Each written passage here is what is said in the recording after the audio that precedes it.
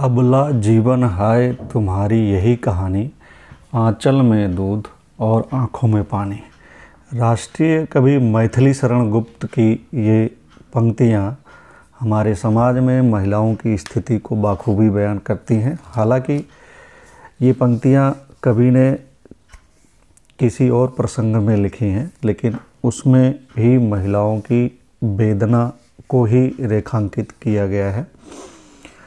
तो हमारे समाज में महिलाओं की क्या स्थिति है, महिलाओं को कितनी स्वतंत्रता है, कितनी आज़ादी है, वो कितना अपने आप से निर्णय ले पाती हैं और कितना दूसरों पर या अपने परिवार वालों और पुरुषों पर निर्भर होती हैं। ये सभी बहुत कुछ जानते हैं, लेकिन इसके अलावा अभी हाल ही में एक सर्वे आया है, राष्ट्रीय परिवार स्वास्थ्य सर्वेक्षण 5, इसको शॉर्ट फॉर्म में NHFS 5 भी कहते हैं, NHFS 5। ये दूसरा चरण है इस सर्वेक्षण का। इसमें 18 राज्यों और केंद्र शासित प्रदेशों को मिला के सर्वे किया गया है, जिसमें कहा जा रहा है कि कई चीज़ें चौंकाने वाली हैं। हालांकि ऐसी कोई बात नहीं, चौंकाने वाली बात तो कुछ लगती नहीं है। वो हमारे यहाँ सदियों से हमारे समाज में वो चीज़ें रही हैं, और अब चूँकि थोड़ा सा इस मामले में चीज़ें शोध किए जा रहे हैं, कही जा रही हैं, और उदारता सी दिखती है किन्हीं किन्हीं मामलों में महिलाओं के प्रति, तो ये चीज़ें सामने आ रही हैं। तो इस सर्वे में कहा गया है कि 14 राज्यों की 30% महिलाओं ने पुरुषों द्वारा पीटे जाने को सही ठहराया है, यानी कि अपनी पिटाई को वो सही मानती है कि हाँ, उनकी पिटाई सही की गई है। इसमें से 3 राज्यों में तो 77% से ज़्यादा महिलाओं ने पति से पिटने का समर्थन किया है। 3 राज्य ऐसे हैं जहां 77%, लगभग 80% महिलाओं ने पिटने को सही ही बताया है। इनमें है कर्नाटक की 77% महिलाएं, तेलंगाना की 84% महिलाएं और आंध्र प्रदेश की 84% महिलाएं ये मानती हैं कि यदि किसी वजह से उनका पति उनकी पिटाई करता है तो वो जायज़ ही है, यानी वो खुद को ही गलत मानती हैं और पिटाई को सही मानती हैं। मणिपुर में 66%, केरल में 52% और जम्मू कश्मीर में 49%, महाराष्ट्र में 44% और पश्चिम बंगाल में 42% महिलाओं ने पति के हाथों अपनी पिटाई का समर्थन किया है, यानी पति की पिटाई को जायज़ ठहराया है। महिलाओं से पूछा गया था कि क्या वे पति से पिटने को ठीक मानती है, तो इस दौरान महिलाओं ने पति के हिंसा करने के कारण भी गिनाए हैं। यानी कि जब उनसे पूछा गया कि क्या वे पति की पिटाई को ठीक मानती हैं, तो उन्होंने उसके कारण भी बताए कि किन वजहों से उनको ये ठीक लगता है। उन्होंने जो कारण बताए उसमें है कि जो पति है वो पत्नी पर शक करता है, इसके लिए पिटाई करता है, ससुराल वालों का सम्मान न करने पर पिटाई करता है, यानी कि ससुराल वालों के जो पति के माँ बाप हैं उनकी सम्मान नहीं करने पे जो है वो पिटाई हो जाती है। संबंध बनाने से इनकार करने पर, यानी शारीरिक संबंध नहीं बनाते हैं तो पिटाई हो जाती है। बिना बताए घर से बाहर चले गए तो पिटाई हो जाती है। घर और बच्चों का ध्यान नहीं रखते हैं तो पिटाई हो जाती है। और भी कई कारण हैं जो कि महिलाएं मानती हैं कि उनको करना ही चाहिए, और नहीं करती हैं तो उनकी पिटाई होनी ही चाहिए, तो इसलिए उसका समर्थन करती हैं। सबसे ज़्यादा महिलाओं ने घर और बच्चों का ध्यान न रखने और ससुराल वालों की बेइज्जती करने को पिटाई का प्रमुख कारण माना है। यानी कि 3 प्रमुख कारण हैं जिसकी वजह से उनकी पिटाई उनके पति करते हैं। वो है बच्चों का ध्यान नहीं रखना, ससुराल वालों की बेइज्जती करना और घर का ध्यान नहीं रखना।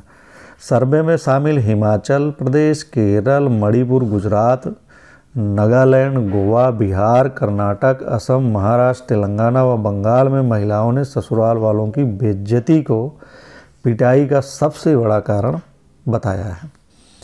हिमाचल में सबसे कम 14.8% महिलाओं ने ही पति से पिटने का समर्थन किया, यानी कि सबसे कम जो महिलाएं हैं हिमाचल प्रदेश की, वो पति की पिटाई को जायज़ मानती है।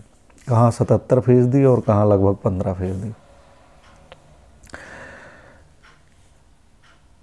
समर्थन, जबकि कर्नाटक में तादाद 81.9% है। हिमाचल में जहाँ 14.8% महिलाएं पति की पिटाई का समर्थन करती हैं, वहीं कर्नाटक में 81.9% महिलाएं पति की पिटाई का समर्थन करती हैं। सर्वे में यह भी सामने आया है कि 70% महिलाओं ने कभी भी घरेलू हिंसा की शिकायत कभी की ही नहीं है, कहीं पर भी। सर्वे में शामिल 11 राज्यों और 1 केंद्र शासित प्रदेशों की 70% महिलाओं ने अत्याचारों के खिलाफ ना तो कभी किसी से मदद मांगी और न ही कहीं किसी से शिकायत की। 4 राज्यों व 1 केंद्र शासित प्रदेश में कभी मुंह न खोलने वाली महिलाओं की संख्या 80% से ज़्यादा है, और ये 4 राज्य हैं असम में 81.2%, बिहार में 81.8%, मणिपुर में 83.9%, सिक्किम में 80.1% और जम्मू व कश्मीर में 83.9% महिलाओं ने अपने खिलाफ होने वाली हिंसा और अत्याचार को कभी किसी से नहीं कहा, नहीं बताया, ना ही शिकायत की है।